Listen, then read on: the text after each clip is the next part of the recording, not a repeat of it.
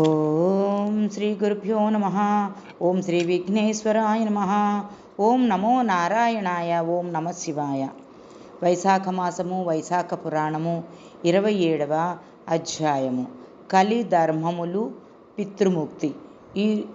వీటి గురించి ఈరోజు తెలుసుకుందామండి. నారద మహర్షి అంబరీష మహారాజునకు వైశాఖ మహిమను ఇట్లు వివరించుచూ ఉన్నాడు. శృతదేవుని మాటలను విన్న శృతకీర్తి మహాముని, ఈ వైశాఖ మాసమున ఉత్తమమగు తిథులేవి? దానములలో ఉత్తమమైన దానములేవి? వీనిని ఎవరు లోకమును వ్యాపింపచేసిరి? దయ ఉంచి మీకు వివరముగా చెప్పుకోరుదునని అడిగాను. అప్పుడు శృతదేవుడు, శృతకీర్తి మహారాజా, సూర్యుడు మేషరాశి యందు ఉండగా వైశాఖ మాసమున వచ్చు 30 తిథులను ఉత్తమములే. కానీ ఏకాదశి నాడు చేసిన పుణ్యకార్యము కోట్ల కొలది రెట్టింపుల పుణ్యమును ఇచ్చును. అన్ని దానములందును పుణ్యప్రదమైన దానమును చేయుట వలన ఫలితము, అన్ని తీర్థముల యందు స్నానమాడుట వలన వచ్చు పుణ్యము, వీటన్నిటినీ వైశాఖ ఏకాదశి నాడు స్నానము చేయుట వలన పొందుచూ ఉన్నాడు. ఆనాడు చేసిన స్నానము, దానము, తపము, హోమము, దేవతార్చన, సత్క్రియలు, హరికథాశ్రవణము, ఇవి అన్నియును సజ్జోముక్తిదాయకములు. రోగము, దరిద్రము వీనికి లోబడి స్నానాధికమును చేయలేని వాడు శ్రీహరి కథను వినిన సర్వపుణ్య కార్యములను చేసినంత ఫలము కలుగును. పవిత్రమగు వైశాఖమందలి దినములను జలాశయములు దగ్గరగా ఉండి శరీరము బాగున్నను స్నానాధికము చేయక గడిపిన వారు గోహత్య, కృతకృత్న, తల్లిదండ్రులకు ద్రోహము చేయుట, తనకు తానే అపకారము చేసుకొనుట మున్నగు వారిని చేసినంత పాపము పొందును. శరీర ఆరోగ్యము సరిగా లేనిచో శ్రీహరిని మనసున తలుపవలను. వైశాఖ మాస కాలము సద్గుణాకారము, సర్వపుణ్య ఫలప్రదము. సజ్జనులను, దయావంతులు ఇట్టి పవిత్ర కాలమున శ్రీహరిని సేవింపే వారెవరు ఉందురు? ఎవరు ఉండరని భావము, ఎవరు ఉండరు అని భావము. దరిద్రులు, ధనవంతులు, కుంటివారు, గ్రుడ్డివారు, నపుంసకులు, విధురులు అంటే భార్య లేనివారు అని అర్థం. స్త్రీలు, పురుషులు, బాలురు, యువకులు, వృద్ధులు, రోగిష్టివారు వీరందరూ యథాశక్తిగా ఆచరించి తరింపదగిన పుణ్యకాలము వైశాఖ మాసకాలము. సర్వధర్మ కార్య ఫలప్రాప్తికి మూలమైన వైశాఖ మాసమున ధర్మకార్యములను, స్నానాదులను చేయువారును సర్వోత్తములు. ఇట్టి మిక్కిలి సులభములకు వైశాఖ మాస ధర్మములను ఆచరింపని వారు సులభముగా నరకలోకములను పాపాత్ములై చేరుదురు, సందేహం లేదు. పాలను తరచి సారభూతముగా వెన్నను తీసినట్లుగా సర్వ పాపములను హరించి సర్వపుణ్యములను ఇచ్చు తిథిని చెప్పుదును వినుము.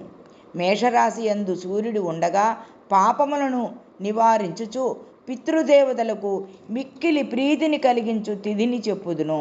ఆ తిథి నాడు పితృదేవతలకు తర్పణాది శ్రాద్ధమును చేసినచో గయలో 1,000,000 మార్లు పిండి ప్రదానము చేసిన పుణ్యఫలము కలుగును.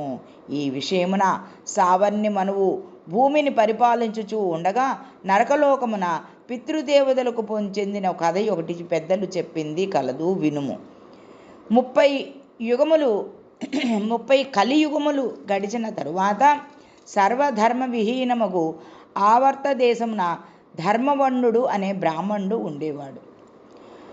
31వ కలియుగమున ప్రథమ పాదమున ప్రజలందరూ వర్ణధర్మములను విడచి పాపకార్యముల అందు ఆసక్తులై ఉండిరి. ఇట్టి పాప పంకిలమగు దేశమును విడిచి ధర్మవర్ణుడు పుష్కరక్షేత్రమున మౌనవ్రతముతో మునులు సత్రయాగమును చేయుచూ ఉండగా చూడబోయెను. కొందరు మునులు కూర్చొని పుణ్యకథా ప్రసంగములను చేయుచుండగా ధర్మవర్ణుడు అచటికి చేరెను. అచటనున్న మునులు కర్మలయందు ఆసక్తి కలవారై యుగమును మెచ్చుచు ఇట్లు అనిరి. కృతయుగమున సంవత్సర కాలమున నియమనిష్టములతో భక్తితో శ్రద్ధ చేసిన వచ్చునంతటి పుణ్యము త్రేతాయుగమున 1 మాసము చేసిన వచ్చును. ద్వాపర యుగమున 1 పక్షము అంటే 15 దినములు చేసినంతటి పుణ్యము వచ్చును. కానీ దానికి 10 రెట్ల పుణ్యము కలియుగమున శ్రీ మహావిష్ణువును స్మరించిన వచ్చును. కావున కలియుగమున చేసిన పుణ్యము కోటి గుణితము. దయాపుణ్యములు దాన ధర్మములు లేని ఈ కలియుగమున శ్రీహరిని ఒక్కమారు స్మరించి దానము చేసినచో కరువు కాలమున అన్నదానమును చేసిన వాని వలె పుణ్యలోకమునకు పోవుదురు అని అనుకొనుచుంటిరి. ఆ సమయమున నారదుడు అతడికి వచ్చెను. అతడు ఆ మునుల మాటలను విని ఒక చేతితో శిశ్నమును అంటే గుహ్యావయమును మరొక చేతితో నాలుక పట్టుకొని నవ్వుతూ నాట్యము చేయసాగాను. అచటనున్న మునులు ఇట్లేల చేయుచున్నావని అడుగగా నారదుడు ఇట్లనెను. మీరిప్పుడు చెప్పిన మాటలను బట్టి కలియుగం వచ్చిందని తెలిసి ఆనందమును పట్టలేక నాట్యమాడుచూ నవ్వుచున్నాను అనెను. మనము అదృష్టవంతులము. స్వల్ప ప్రయాసతో అధిక పుణ్యమునిచ్చు గొప్ప యుగము కలియుగము. ఈ కలియుగమున స్మరణము చేతనే సంతోషించి కేశవుడు క్లేశములను నశింపచేయునని సంతోషమును ఆపుకొనలేకపోతుని. మీకొక విషయము చెబుచున్నాను వినుడు. శిశ్నమును అంటే మర్మావయమును గ్రహించుట కష్టము. అనగా సంభోగాభిలాషమని గ్రహించుకొనుట కష్టము. నాలుకను రుచిచూచుటను నిగ్రహించుట కష్టము. అనగా తిండిపై ధ్యాసను తగ్గించుకొనుట కష్టము. కలియుగమున సంభోగాభిలాష తిండి ధ్యాస వీనిని గ్రహించుకొనుట మిక్కిలి కష్టము. కావున నేను స్నిష్ణమును నాలికను పట్టుకుంటిని అని నారదుడు వివరించెను. మరియు ఇట్లనెను. శిష్ణమును జిహ్వమును నిగ్రహించుకొనుచో పరమాత్మయకు శ్రీహరి దయ ఈ యుగమున సులభ సాధ్యము. కలియుగమున భారతదేశము వేద ధర్మములను విడిచి ఆచార వ్యవహార శూన్యమైనది. కావున మీరీ దేశమును విడిచి ఎచ్చటికైనా వెళ్ళుడు. నారదుడి మాటలను విని అజ్ఞాంతమున వారందరూ కూడా తమకిష్టమైన ప్రదేశములకు వెళ్ళిరి. ధర్మవన్నుడును భూమిని విడిచి మరి ఒక చోట విండెను. కొంతకాలము తర్వాత వానికి భూలోకం ఎట్లా ఉన్నదో అని చూడాలని అనిపించింది. తేజస్శాలియు వ్రతమహితుడగుడు నతుడు దండకమండములను జటావల్కములను ధరించి కలియుగ విచిత్రములను చూడదలిచి భూలోకమునకు వచ్చెను. భూలోకమున జనులు వేద బాహ్యమైన ప్రవర్తన కలిగి పాపములను ఆచరించుచు దుష్టులై ఉండిరి. బ్రాహ్మణులు వేద ధర్మములను విడిచిరి. శూద్రులు సన్యాసులైరి. భార్య భర్తను, శిష్యుడు గురువును, సేవకుడు యజమానిని, పుత్రుడు తండ్రిని ద్వేషించుచూ ఉండిరి. బ్రాహ్మణులందరూ శూద్రులు వలె వైరి. ధేనువులు మేకలైనవి, వేదములు కథాప్రాయములైనవి, శుభక్రియలు సామాన్య క్రియలైనవి, భూత ప్రేత పిశాచులు ఫలములనిచ్చు దేవతలైరి. పాపాత్ములు దుష్టులునగు జనులు భూత ప్రేత పిశాచులనే పూజించుచూ ఉండిరి. అందరూ సంభోగాభిలాష కలిగి అందులకై జీవితములను కూడా విడుచువారై ఉండిరి. తప్పుడు సాక్ష్యములు చెప్పువారు, మోసగించు స్వభావము కలవారుగును ఉండిరి. మనసందు ఒకటి, మాట యందు మరొకటి, పని యందు ఇంకొకటి అగు రీతిలో ఉండిరి. విద్యాభ్యాసము పారమార్థికము కాక హేతు ప్రధానముగా భావింపబడెను. అట్టి విద్య రాజపూజితమై ఉండెను. సంగీతము మున్నగు వానిని రాజులు ప్రజలు ఆదరించుచూ ఉండిరి. అధములు గుణహీనులు పూజ్యులైరి. ఉత్తములనెవరునూ గౌరవించుటలేదు. ఆచారవంతులకు బ్రాహ్మణులు దరిద్రులై ఉండిరి. విష్ణుభక్తి జనులలో కనిపించుటలేదు. పుణ్యక్షేత్రములు వేద ధర్మ విహీనములై ఉండిరి. శూద్రులు ధర్మ ప్రవక్తలు జటాధారులు సన్యాసులనైరి. మానవులు అల్పాయుష్కులై ఉండిరి. మరియు జనులు దుష్టులు దయాహీనులుగా ఉండిరి. అందరూ ధర్మమును చెప్పివారే, అందరూ దానమును స్వీకరించువారే, సూర్యగ్రహణాది సమయములందు ఉత్సవముగా తలుచువారే, ఇతరులను నిందించుచు అసూయపడుచు అందరూ తమ పూజమునే కోరుచు ఉండరి.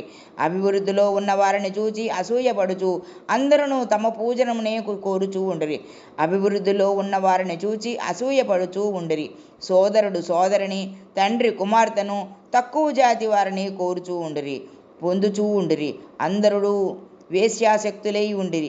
సజ్జనులను అవమానించుచూ ఉండిరి, పాపాత్మలను గౌరవించుచూ ఉండిరి. మంచివారిలో ఉన్న కొద్దిపాటి దోషమును పెద్దదిగా ప్రచారము చేయుచూ ఉండిరి. పాపాత్ముల దోషములను గుణములను చెప్పుచూ ఉండిరి.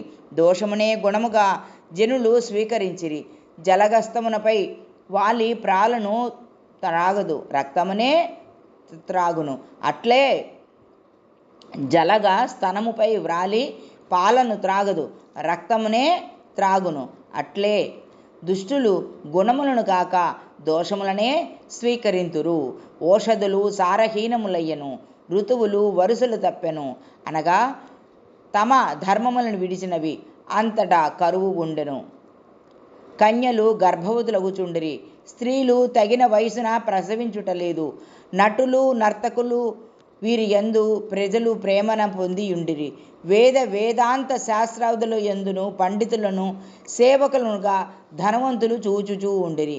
విద్యావంతులకు బ్రాహ్మణులు ధర్మహీనులను సేవించి ఆశీర్వదించుచూ ఉండిరి. అవమానించిన ధర్మదాంధులను నీచులను ఆశీర్వదించిన దానికి ఫలముండదు కదా. వేదముల యందు చెప్పిన క్రియలను, శ్రాద్ధములను, శ్రీహరి నామములను అందరూ విడిచిరి. శృంగారమున ఆసక్తి కలవారి అట్టి శృంగార కథలనే చదువుచూ ఉండిరి. విష్ణు సేవ, శాస్త్ర చర్చ, యాగ దీక్ష, కొద్దిపాటి వివేకము, తీర్థయాత్ర, దాన ధర్మములు కలియుగమున ఎచటనూ లేవు. ఇది మిక్కిలి చిత్రముగా ఉండెను. ధర్మవర్ణుడును భూలోకములో ఉన్న కలియుగ విధానమును చూచి మిక్కిలి భయపడెను. పాపమును చేయుట వలన వంశనాశమును గమనించి మరి ఒక ద్వీపమునకు పోయెను. అన్ని ద్వీపములను చూచి పితృలోకమును చూడబోయెను. అచటనున్నవారు కష్టతరములగు పనులను చేయుచు మిక్కిలి శ్రమపడుచూ ఉండిరి. క్రిందపడి ఏడ్చుచూ ఉండిరి. చీకటి గల నూతిలో పడి గడ్డి పరకను పట్టుకొని నూతిలో పడకుండా వేలాడుచుండిరి. వారికి క్రింద భయంకరమగు చీకటి ఉండెను. ఇంతకన్నా భయంకర విషయములను చూచెను. ఒక ఎలుక పితృదేవతలను పట్టుకొని వేలాడుచున్న గడ్డి పరకను 3 వంతులు కొరికి వేశను. గడ్డి పరకును పట్టుకొని వేలాడుతున్న పితృదేవతలు క్రిందనున్న భయంకరముగా అగాధమును చూచి పైన ఎలుక గొడ్డిని కొరికివేయుటను చూచి దీనులై దుఃఖించుచూ ఉండిరి. ధర్మవర్ణుడును దీనులై ఉన్నవారిని చూచి జాలిపడి, మీరీ నూతి యందు ఎట్లు వడిరి? ఎట్టి కర్మను చేయుటచే మీకిట్టి పరిస్థితి కలిగను? మీరే వంశము వారు? మీకు విముక్తి కలుగు మార్గము ఏమైనా ఉన్నదా? నాకు చెప్పుడు, చేతనకు సాయమును నేను చేయుదును అని అడిగను. అప్పుడు వారు, ఓయి, మేము శ్రీవత్స గోత్రీయులం. భూలోకమున మా వంశమున సంతానము లేదు. అందువలన పిండములు శ్రాద్ధములను లేక దీనులమై బాధపడుచూ ఉన్నాము. మేము చేసిన పాపములచే మా వంశము సంతానము లేక ఉన్నది. మాకు పిండమునిచ్చు వారు లేరు. వంశము క్షీణించింది. ఇట్టి దురదృష్టవంతమైన మాకు ఈ చీకటి కోపమున పడక తప్పదు. మా వంశమున ధర్మవర్ణుడను కీర్తిశాలి ఒకడే కలడు. అతడు విరక్తిచే వివాహమును చేసుకొనక ఒంటరిగా తిరుగుచూ ఉన్నాడు. ఈ మిగిలిన గడ్డి పరకను చూచిదివా?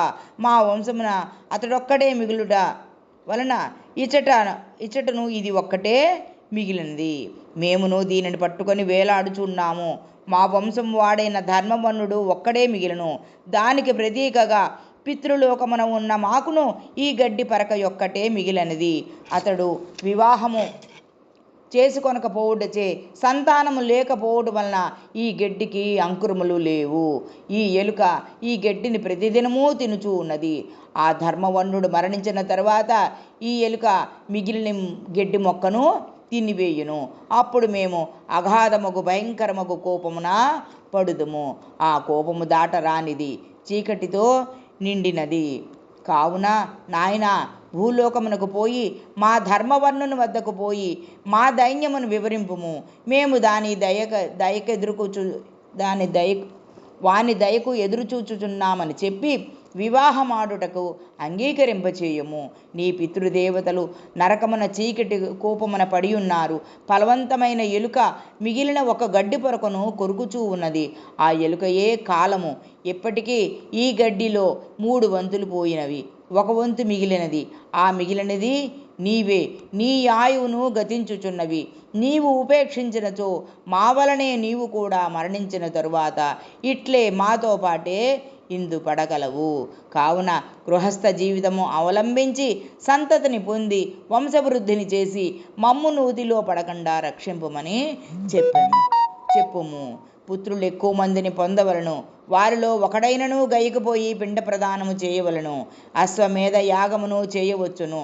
ఆయా మాస వ్రతమున విధానమున మాకు దానము శ్రాద్ధము మున్నగునవి చేయవచ్చును. ఇందువలన మాకు నరక విముక్తియు పుణ్యలోక ప్రాప్తియు కలుగునను అవకాశము ఉన్నది. మా వంశము వారంలో ఎవడైనా పాపనాశినియగు విష్ణు కథను విన్నను చెప్పినను మాకు ఉత్తమ గతులు కలగవచ్చును. తండ్రి పాపి అయినను పుత్రుడు ఉత్తముడు భక్తుడు అయినచో వాని తండ్రియు తరించును. దయాధర్మ విహీనులగు పుత్రులు ఎక్కువ మంది ఉన్నా ప్రయోజనమేమి? శ్రీహరిని అర్చింపని పుత్రులు ఎంతమంది ఉన్నానేమి?